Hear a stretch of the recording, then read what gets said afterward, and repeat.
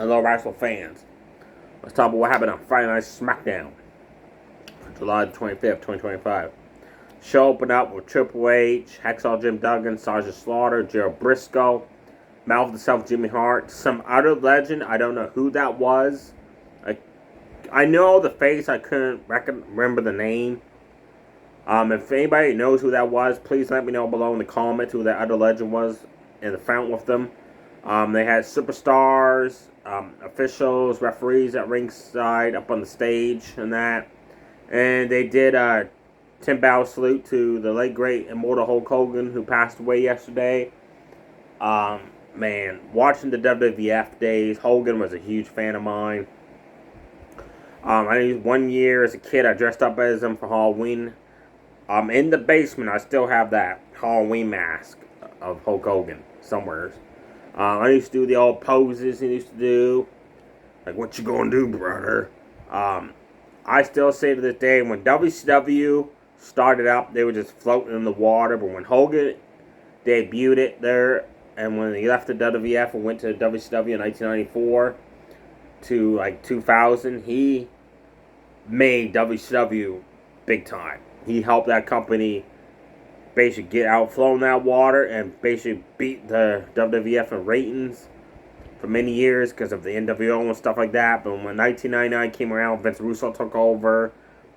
WCW went to crap. We all know that for the last 3 years, there to 2001. But Hulk Hogan, I still say, was a big part of WCW's success from 1994 to 1999.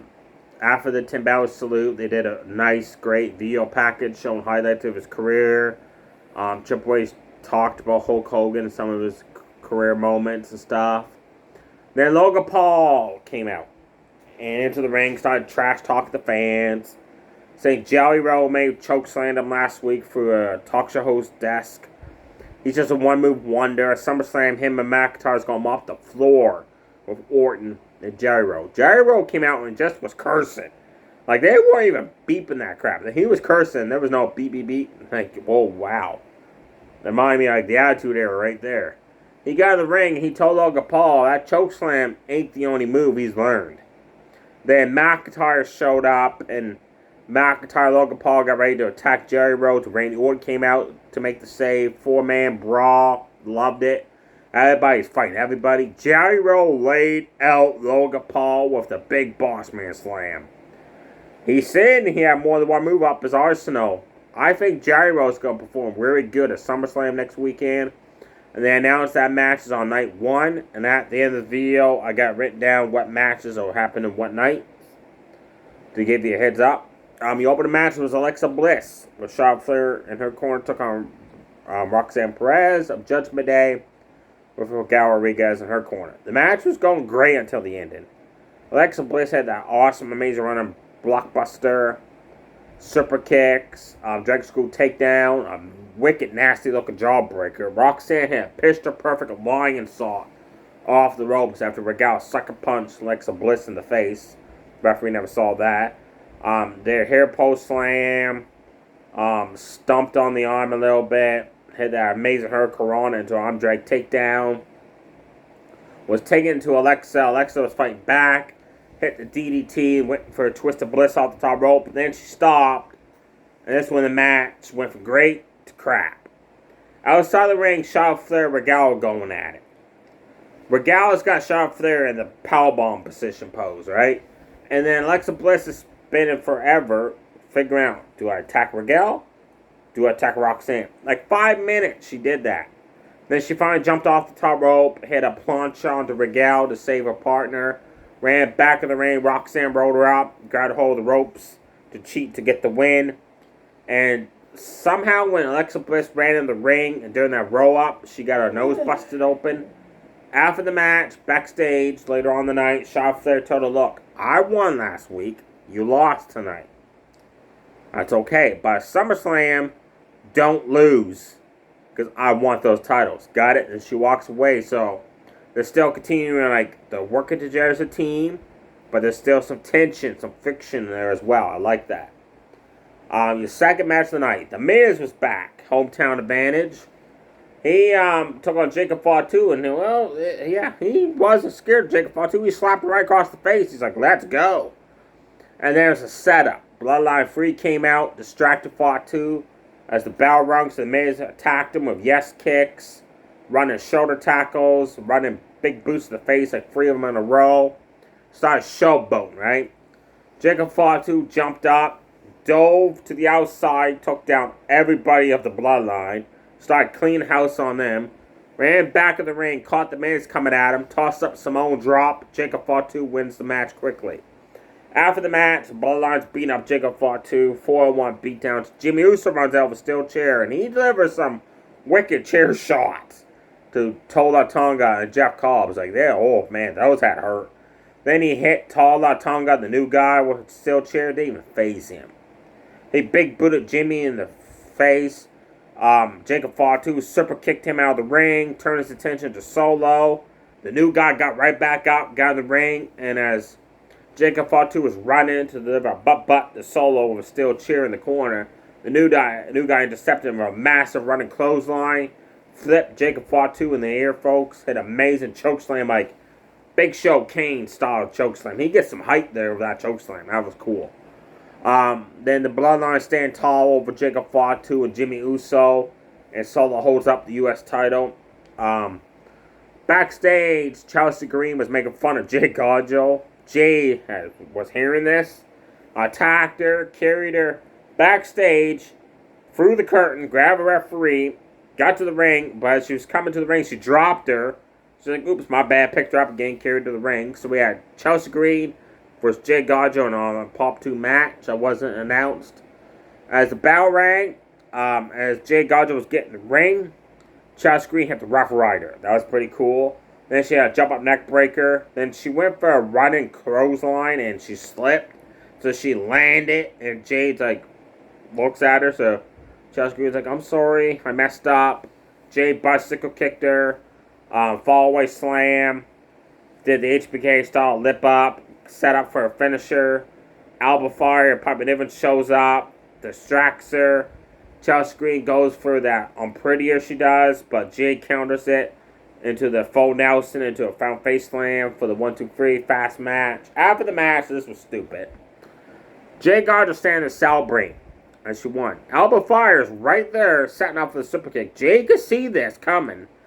Just lets her super kick her in the face. Like, you could have blocked that easily. You saw it coming.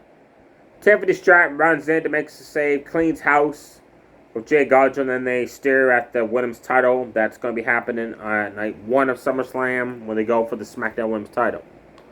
The main event was for the tag team titles. The Wyatt 6, Joe Gacy, Dexter Lumis defended against the number 1 contenders who won a fatal 4-way last week against Nathan Fraser, Exion, the Most Saint Machine Guns, and who's the other team?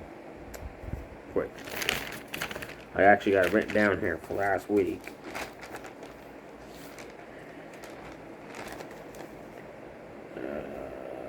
DIY. They took on the Y6. Andrade, Ray Phoenix got the ball going, hit double team moves. They're on sequence, on fire until Dexter Lumis shoves Ray Phoenix off the top rope to the floor. That does a cannonball off the top rope to the floor, knocking down Ray Phoenix again. That allows Joe Gacy to do a leg sweep on Andrade Cien, ground pound attacked him. Then they isolated Ray Phoenix, pummeled him in the corner big time. Then Andrade got tagged in. He ran in the ring all fired up and suffered 2 double team moves from the Wyatt 6. They went for a third one on him, but he countered it. Gacy body slammed him. Then as he went to powerbomb Dexter Lumis on top of Andrade, Andrade got the knees up across the back of Dexter Lumis. Then he quickly hit that jump up swing and neck breaker he does on Joe Gacy.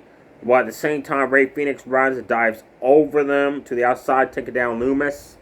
Suddenly Nikki Bella pulls out the referee to stop the free count and gets her team disqualified.